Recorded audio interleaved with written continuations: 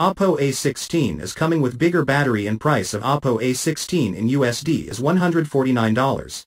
Today, the company Oppo presented a new cheap phone from its offer, and it is the Oppo A16.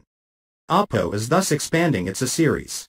Oppo A16 has an IPS LCD screen with a screen size of 6.52 inches that produces HD+ resolution. The phone can automatically adjust the brightness of the screen based on user behavior. The smartphone has 3 cameras on the back. These are the 13MP main sensor, the 2MP depth sensor, and the 2MP macro sensor. There is also an LED flash in the mentioned square cutout. There is also a fingerprint scanner on the back of the phone. A 5MP selfie camera is placed on the front.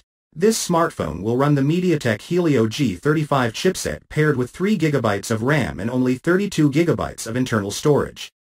The device also has a microSD card slot. The Oppo A15 runs the Android 11 OS over which ColorOS 11.1 is engraved. Oppo A16 phone has a 5000 mAh battery with 10W charging support.